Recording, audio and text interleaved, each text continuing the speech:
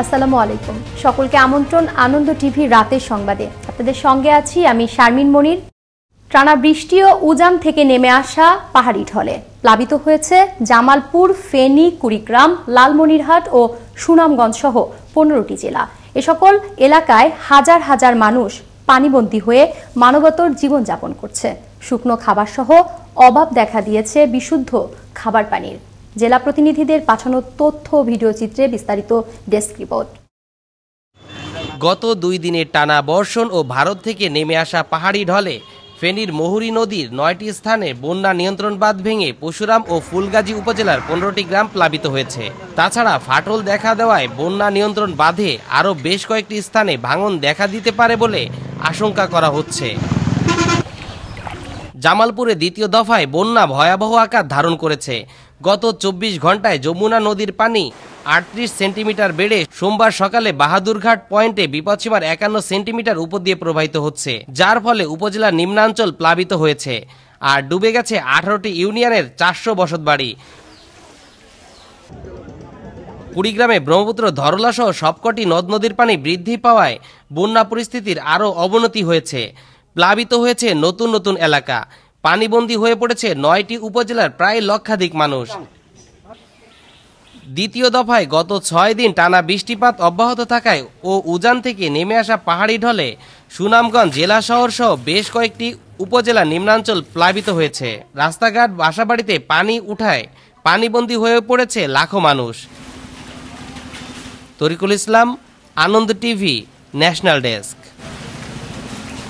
সোমবার দুপুরে র‍্যাব 3-এর নির্বাহী ম্যাজিস্ট্রেট পলাশ কুমার বসুর নেতৃত্বে অনুমোদনহীন ও মেয়াদোত্তীর্ণ ওষুধ বিক্রির অভিযোগে রাজধানীর কাকরাইলে লাস ফার্মার 4 কর্মচারীকে 20 লাখ টাকা জরিমানা করা হয়। এ সময় ফার্মেসি থেকে 30 লাখ টাকারও বেশি অনুমোদনহীন ও মেয়াদোত্তীর্ণ ওষুধ জব্দ করা হয়। র‍্যাব জানায়, লাস ফার্মায় নিজেদের ইচ্ছে মতো ওষুধের মেয়াদ বসানো ও অনুমোদনহীন মেডিসিন বিক্রি ও আমদানি করে আসছিল। যারা এখানকার ইনচার্জ, অ্যাকাউন্টেন্ট সহ ব্যবস্থাপনার সঙ্গে যুক্ত, তাদের প্রত্যেককে ওষুধ আইনের বিভিন্ন ধারা লঙ্ঘনের জন্য প্রত্যেককে 5 লক্ষ টাকা জরিমানা, অনাদায়ে 3 মাসের বিনাশ্রম কারাদণ্ড, অর্থাৎ সর্বমোট আমরা 20 লক্ষ টাকা লাস ফার্মাকে জরিমানা করেছি। অনাদায়ে তাদের প্রত্যেককে 3 মাসের বিনাশ্রম কারাদণ্ড প্রদান করা হয়েছে। সোমবার বিকেলে কুমিল্লায় 14 গ্রামে 19,400 পিস ইয়াবা ট্যাবলেট সহ 2 মাদক ব্যবসায়ীকে আটক করেছে র‍্যাব। র‍্যাব 11-র অধিনায়ক লেফটেন্যান্ট কর্নেল খন্দকার সাইফুল আলম জানান, ঢাকা-চট্টগ্রাম মহাসড়কের 14 গ্রাম এলাকায় বিশেষ অভিযান পরিচালনা করে একটি ট্রাকে তল্লাশি চালিয়ে 19,400 পিস ইয়াবা ট্যাবলেট উদ্ধার করা হয়। আষাঢ়ে টানা বৃষ্টি বাদলে জলবদ্ধতা রীতিমতো ভয়াবহ রূপ ধারণ করেছে গাজীপুরের কালিয়াকৈর পৌরসভার পাড়া মহল্লায়। এর ফলে চরম দুর্ভোগে পড়েছেন পৌর এলাকার হাজার হাজার কর্মজীবী মানুষজন। পৌর এলাকার ড্রেনের পানি নিষ্কাশন ব্যবস্থা না থাকায় পানি প্রবেশ করছে আঞ্চলিক সড়ক ও আবাসিক এলাকার বসতবাড়িতেও। রোববার দুপুরে জামালপুরের মেলান্দহের চরপলিশা গ্রামে মনোয়ারা নামে এক গৃহবধূকে পিটিয়ে হত্যার অভিযোগ উঠেছে স্বামীর বিরুদ্ধে।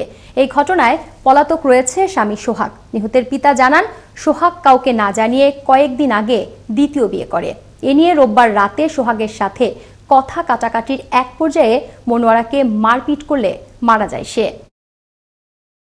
ডাকাত আতঙ্কে চোখে ঘুম নেই নারায়ণগঞ্জের সোনারগাঁয়ের জামপুর ইউনিয়নের 10টি গ্রামের মানুষের।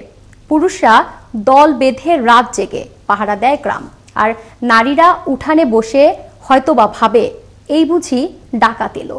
সোনারগাঁয় প্রতিনিধি মাজহারুল ইসলামের ভিডিও চিত্রে আরো জানাচ্ছেন মুস্তফা কামাল তোহা।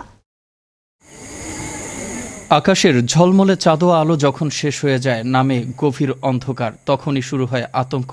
বলছি নারায়ণগঞ্জের সোনারগাঁও উপজেলার বিভিন্ন গ্রামের কথা।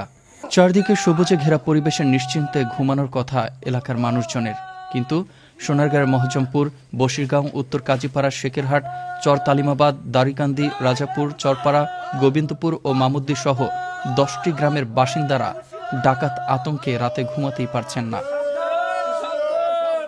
রাত হলেই ডাকাতের দল সড়ক কিংবা নৌপথে এসে এসব এলাকার বাড়িঘরে হায়নার মতো ঝাঁপিয়ে পড়ে, লুটে নেয় সর্বস্ব। রাত যত গভীর হতে থাকে ততই আমরা আতঙ্কিত হতে থাকি। এই বুঝি ডাকাতরা এসে হানা দিল। বিভিন্ন জায়গায় তারা ডাকাতি করছে আমাদের উপজেলায়, কিন্তু তারা ডাকাতি করে না শুধু, কিন্তু মা বোনদের, আমাদের ছেলে মেয়েদের ইজ্জতের হানি করে। আমরা তো বাসায় আতঙ্কের মধ্যে থাকি, তারপরে মসজিদে যখন ডাক দেয় তখন তো মনে করেন যে হঠাৎ ঘুম থেকে উঠা মানে ছেলে মেয়ে নিয়ে দেখা গেছে যে একসাথে বসেও থাকি, আবার চিল্লাচিল্লি কান্নাকাটি ছেলেমেয়েরা করে। পুলিশ প্রশাসন বলছে পুলিশের সাথে জনতার সম্পৃক্ততা অপরাধ কমাতে অনেকটাই সহায়ক হবে। আইন শৃঙ্খলা রক্ষার ক্ষেত্রে জনগণকে আমরা যতটা বেশি সম্পৃক্ত করতে পারবো এবং জনগণ স্বতঃস্ফূর্তভাবে অংশগ্রহণ করলে পুলিশের কাজ অনেকটা সহায়ক হয় এবং আমাদের এক্ষেত্রে আমাদের পূর্ণ সহযোগিতা থাকবে। স্বাভাবিক জীবনযাত্রা মানেই হলো দিনে কাজ আর রাতে ঘুম। তবে সোনারগাঁওয়ের এই 10টি গ্রামের মানুষের রাতের ঘুম যেন সোনার হরিণে রূপ নিয়েছে। তাদের দাবি প্রশাসন শীঘ্রই এ বিষয়ে পদক্ষেপ নেবে, তবেই শান্তিতে ঘুমাতে পারবে নারায়ণগঞ্জের সোনারগাঁওয়ের 10টি গ্রামের মানুষজন। মোস্তফা কামাল তোহা, আনন্দ টিভি, ন্যাশনাল ডেস্ক। তৃতীয় দফায় আনুষ্ঠানিকভাবে সংবর্ধনা প্রদান করা হলো নোয়াখালীতে করোনাজয়ী পুলিশ সদস্যদের। রোববার পুলিশ লাইন্সের শহীদ কনস্টেবল মইনুল হক মিলনায়তনে জেলা পুলিশের আয়োজনে পুলিশ লাইনে করোনাজয়ী 29 জন পুলিশ সদস্যকে সংবর্ধনা প্রদান করেন জেলা পুলিশ সুপার আলমগীর হোসেন। পাবনা জেলার চাটমোহরে পাবনা জেলা প্রশাসন ও এনএসআই এর নেতৃত্বে পরিচালিত যৌথ অভিযানে আটক হলো এক ভুয়া ডাক্তার। এ সময় ডাক্তার পরিচয় দানকারী আলমগীর হোসেনের কাগজপত্র খতিয়ে দেখতে গেলে তার জাল সার্টিফিকেট বেরিয়ে আসে।